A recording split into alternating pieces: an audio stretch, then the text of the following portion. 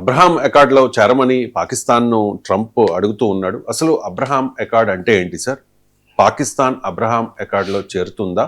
అంటే పాకిస్తాన్ని ట్రంప్ ఏమైనా ఇరుకుని పెట్టాడని అనుకోవాలంటారా? అంటే మనకు మొదలు అబ్రహాం అకార్డ్ అంటే ఏంటిది? ఈ వెస్ట్ ఏషియాలో అమెరికన్ పాలిటిక్స్ చాలా ఇంట్రెస్టింగ్ గా ఉంటాయి. ఒకవైపు ఏమో ఇజ్రాయెల్ కు అమెరికా పూర్తి support, moral, ethical, political, military, everything. ఒక రకంగా అమెరికాకు ఉపగ్రహ దేశం ఇజ్రాయెల్. ఇజ్రాయెల్ అన్ని రకాలుగా ప్రొటెక్ట్ చేస్తుంది. అసలు ఇజ్రాయెల్ ఎగ్జిస్టెన్స్ కూడా కారణం వెస్టే. ప్రపంచ యుద్ధ సమయంలో యూరోపియన్ జ్యూస్ సెటిల్మెంట్ను ఇజ్రాయెల్లో ప్రోత్సహించి ఒక యూదులకు ఒక రాజ్యాన్ని అక్కడ ఏర్పాటు చేశారు. దానితో పాలస్తీనా దేశంలో అరబులకు అసలు దేశమే లేకుండా పోయింది. సో యూదులకు మాత్రం ఇజ్రాయెల్ ఉంది. యునైటెడ్ నేషన్స్ అరబులకు పాలస్తీనా కావాలన్నా ఇప్పటికీ లేదు. సో వాళ్ళు స్టేట్లెస్ సిటిజన్స్. వాళ్ళు అంటే మన భారతీయం, మనకు దేశం ఉన్నది, ల్యాండ్ ఉన్నది, బార్డర్స్ ఉన్నాయి, మనకు రాజ్యం ఉంది. వాళ్ళ పాప అది లేదు. పాలస్తీనా దే ఆర్ స్టేట్లెస్ సిటిజన్స్, అంటే రాజ్యం లేని పౌరులు. మనం ఊహించలేము అక్కడ. అయితే ఈ ఇజ్రాయెల్ ఒకవైపు అమెరికా కాలై, అరబ్ దేశాలన్నీ కూడా అమెరికా లడాయి, అన్ని అరబ్ దేశాలు. సో మీకు ఆల్మోస్ట్ ఆల్ ఎక్సెప్ట్ ఇరాన్ లేక ఇట్లాంటి కొన్ని కంట్రీస్ మినహా. సో ఈ ఇజ్రాయెల్ కు తన చేతిలో పెట్టుకుంటుంది అమెరికా, అరబ్ దేశాలను తన చేతిలో పెట్టుకుంటుంది. ఎందుకు ఇలా పెట్టుకుంటుందంటే దీన్నే యుఎస్ ఫారెన్ పాలసీ అనే జర్నల్లో ఒక ఆర్టికల్లో ఒక ఫారెన్ పాలసీ స్కాలర్ దీనికి ఒక పేరు పెట్టాడు, the policy of dual containment అని. ఈ పాలసీ ఆఫ్ డ్యూయల్ కంటైన్మెంట్ ప్రకారము ఇద్దరు వారింగ్ కంట్రీస్ తన చేతిలో పెట్టుకుంటారు. దానివల్ల తమ ప్రయోజనాలు ఉంటాయి. ఇప్పుడు మన ఇండియాను, పాకిస్తాన్ రెండు దేశాలను అమెరికా తన ఇన్ఫ్లుయెన్స్ లో పెట్టుకోవాలని చూస్తుంది. పాలసీ ఆఫ్ డ్యూయల్ కంటైన్మెంట్ ఇది. సో ఈ పాలసీ ఆఫ్ డ్యూయల్ కంటైన్మెంట్ లో ఇజ్రాయిల్ కు అరబ్ దేశాలు అంటే తన మిత్రులైన రెండు దేశాలు వాళ్ళిద్దరు పడప్పుడు మీకు కెమెరామెన్ కు పడదు. కానీ మీరు నాకు ఇద్దరు మిత్రులే. యాంకర్ లేకుండా నేను ప్రోగ్రామ్ చేయలేను, కెమెరామెన్ లేకుండా ప్రోగ్రామ్ చేయలేను. కానీ మీ ఇద్దరు పడదు. నేను ఏం చేయాలి ఇప్పుడు? నా పరిస్థితి, నా ప్రయోజనాల కొరకు మీ ఇద్దరిని వాడుకుంటాను, కానీ మీ ఇద్దరికి పడదు. మీ మీద ఆయనకు, ఆయన మీద మిమ్మల్ని రెచ్చగొడుతున్నా అనుకోండి. నేను అలా చేయను. కానీ అప్పుడు ఏంటంటే ఈ మీ ఇద్దరిని కలిపితే నా స్టూడియో ప్రశాంతంగా ఉంటుంది, నా ప్రోగ్రామ్ అన్నవారు. మీరు లేదు తాపకోసారి ఆ కెమెరామెన్ ఒకటి మీరు కెమెరామెన్ మీద అంటారు అనుకో, నా ప్రోగ్రామ్ నడవదు కదా. అందువల్ల దాని కొరకు ఇప్పుడు అమెరికా చేస్తున్న పని ఏంటంటే, అంతకుముందు క్యాంప్ డేవిడ్ అగ్రిమెంట్ అని, ఇప్పుడు అబ్రహాం అకార్డ్ అని ఈ వీళ్ళని కలుపుతోంది. ఇప్పుడు అబ్రహాం అకార్డ్ లో Israel, United Arab Emirates, Bahrain, Morocco లాంటి దేశాలు ఆల్రెడీ చేరాయి. అంతకుముందు క్యాంప్ డేవిడ్ అగ్రిమెంట్ లో భాగంగా ఈజిప్ట్ అలాంటి దేశాలు కూడా చేరాయి. ఇప్పుడు అబ్రహాం అకార్డ్ లో all Muslim and Gulf nations ఉండాలి అన్నది ట్రంప్ ప్రతిపాదన. సో దీని ఎందుకు ఈ ప్రతిపాదన చేస్తున్నారు ట్రంప్ అంటే, ఇరాన్తో డీల్ క్లింక్ చేశారు. అదొక ఇంట్రెస్టింగ్ థింగ్.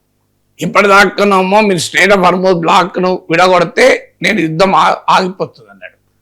న్యూక్లియర్ వెపన్ తయారు చేయకపోతే యుద్ధం ఆగిపోతుంది అన్నాడు. మీ మిసైల్ కెపబిలిటీ పెంచుకోకపోతే యుద్ధం ఆగిపోతుంది అన్నాడు. ఇవన్నీ అయిపోయి ఇప్పుడు కొత్త దరఖాస్తు పెట్టాడు. ఇరాన్తో సంబంధం లేదు. ఇప్పుడు ఇరాన్ డీల్ కుదరాలంటే గల్ఫ్ దేశాలు, ముస్లిం దేశాలన్నీ ఇజ్రాయెల్తో సంబంధాలు పెట్టుకోవాలి. ముఖ్యంగా సౌదీ అరేబియా, తుర్కీ, పాకిస్తాన్, ఈజిప్ట్, ఖతార్ వీళ్ళందరినీ అబ్రహాం అకార్డ్లో చేరండి అంటున్నారు. అంటే ఏంటిది? ఇజ్రాయెల్కి మీరు తల వంచి ఉండండి, ఇజ్రాయెల్తో ఫ్రెండ్షిప్ చేయండి అని. ఇక ఆల్ గల్ఫ్ అండ్ ముస్లిం. అప్పుడు ఏమవుతుంది? వెస్ట్ ఏషియా యునైటెడ్గా అమెరికన్ కంట్రోల్లోకి వస్తుంది, యూనిఫైడ్గా. అది ఆ ట్రంప్ వైఖరి. సో ఈ వైఖరి వాళ్ళకి భయం ఏంటంటే, ఈ ముస్లిం ప్రపంచంలో ఇజ్రాయెల్ అంటే నరనరాన వ్యతిరేకం, ఇజ్రాయెల్కు కూడా అలాగే వ్యతిరేకత. కానీ కొన్ని అరబ్ ముస్లిం నేషన్స్ అమెరికా అవసరాల కొరకు, ఇవన్నీ ఏంటంటే డిక్టటోరియల్ కంట్రీస్, ప్రజాభిప్రాయ సంబంధం లేదు, వాడే పార్లమెంట్కి ఆన్సరబుల్ కాదు, మీడియాకి ఆన్సరబుల్ కాదు, సొసైటీకి ఆన్సరబుల్ కాదు. అందువల్ల వీళ్ళ సెల్ఫ్ ఇంట్రెస్ట్ల కోసం ఈ షేకులు, రాజులు, నియంతలు అమెరికా చెప్పినట్టు వింటూ ఉంటారు. సో ఇటీవల ఖతార్ పైన ఇజ్రాయెల్ దాడి చేసింది. ఎందుకు దాడి చేసింది అంటే, ఖతార్లో హమస్ ప్రతినిధులుగా దాడి చేసింది. ఖతార్ పైన ఇజ్రాయెల్ దాడి వెస్ట్ ఏషియా స్ట్రాటజిక్ థియేటర్ను కంప్లీట్ గా మార్చేసింది. అప్పటిదాకా అరబ్ దేశాలు ఏమనుకున్నాయి, వెస్ట్ ఏషియన్ కంట్రీస్, మాకు అమెరికా మిత్ర దేశం కనుక మమ్మల్ని ఇజ్రాయెల్ ముట్టుకోదు, ఇరాన్ అంటే అమెరికా వ్యతిరేక దేశం కనుక దాడి చేస్తున్నారు, మాకు ఎలాంటి డోకా లేదు అనుకున్నారు. కానీ ఎప్పుడైతే ఖతార్ పైన Israel, Qatar is a big friend of America, Israel is a big friend of America, అప్పుడు వీళ్ళు టెన్షన్ పై ఈజిప్ట్ రాజధానిగా 40 కంట్రీస్ సమావేశమయ్యాయి, గల్ఫ్ అండ్ ముస్లిం నేషన్స్, అందులో పాకిస్తాన్, తుర్కీ అన్నట్టే ఒక ఇస్లామిక్ నాటో ఏర్పాటు చేసుకుందామని కూడా మొదలుపెట్టారు. ఈలోగా పాకిస్తాన్, సౌదీ అరేబియాల మధ్య కాంప్రిహెన్సివ్ అగ్రిమెంట్, డిఫెన్స్ అగ్రిమెంట్ కుదిరింది. అందులో తుర్కీ, ఖతార్ కూడా చేరితేని వార్తలు వస్తున్నాయి. అంటే ఇస్లామిక్ నాటో వైపుగా ఒక అడుగులు ముందుకు పడుతున్నాయి. అదే జరిగితే ఇజ్రాయెల్కు ప్రమాదం.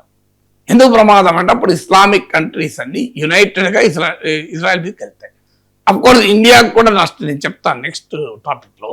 కానీ ఈ ఇస్లామిక్ నాటో ఏర్పడితే అమెరికా ప్రాక్సీ అయిన ఇజ్రాయెల్ ఉనికికి ప్రమాదం ఏర్పడుతుంది. అందువల్ల ఇస్లామిక్ నాటో ఏర్పడకుండా, అంటే ఇజ్రాయెల్ వ్యతిరేక దేశాలు కూటమి కట్టకుండా ఇజ్రాయెల్ తోనే కూటమి కట్టండి అని ట్రంప్ వస్తుంది. దానికి ఇరాన్ డీల్తో లింక్, అసలు సంబంధం ఉంది ఇరాన్తో దీనికి. సో అంటే దీన్ని బట్టి ఏమర్థమవుతుంది మనకు, ఇరాన్ పై యుద్ధం చేసిన, గల్ఫ్ దేశాలతో వ్యవహరించిన ఇజ్రాయెల్ కాపాడుకోవడమే. ఇజ్రాయెల్ ఎందుకు కాపాడుతున్నాడు, ఇజ్రాయెల్ కాపాడడం ద్వారా ఆయిల్ రిచ్ వెస్ట్ ఏషియా పైన అమెరికన్ గ్రిప్ శాశ్వతమైంది.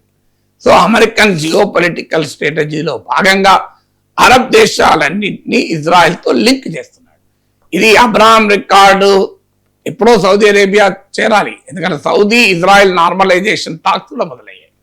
కానీ పాలస్తీనా సమస్యకు సంబంధం లేకుండా సౌదీ ఇజ్రాయెల్ కలిసే ప్రమాదాన్ని గమనించిన హమస్ ఇజ్రాయెల్ పైన దాడి చేసి, దుర్మార్గంగా దాడి చేసిందని మనకు తెలుసు. ఆ తర్వాత ఇజ్రాయెల్ కూడా యుద్ధం చేసింది. సౌదీ ఇజ్రాయెల్ నార్మలైజేషన్ టాక్స్ ఆగిపోయాయి.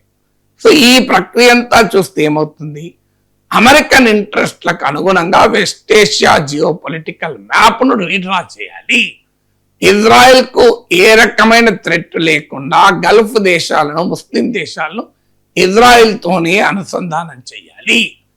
ఇజ్రాయెల్ కు వ్యతిరేకంగా ఇస్లామిక్ గల్ఫ్ దేశాల ఇస్లామిక్ నాటో ఏర్పడితే, గల్ఫ్ అండ్ ముస్లిం కంట్రీస్, అది ఇజ్రాయెల్ సెక్యూరిటీకి ఛాలెంజ్ ఉంటుంది కనుక దాన్ని నివారించాలి. అందుకొరకు ఈ అబ్రహాం అకార్డులో పాకిస్తాన్, ఖతార్, తుర్కీ, ఈజిప్ట్ కూడా చేరాలని ట్రంప్ కొత్తగా ఇరాన్ డీల్ కుదరాలంటే అని తిరకాస్తారు.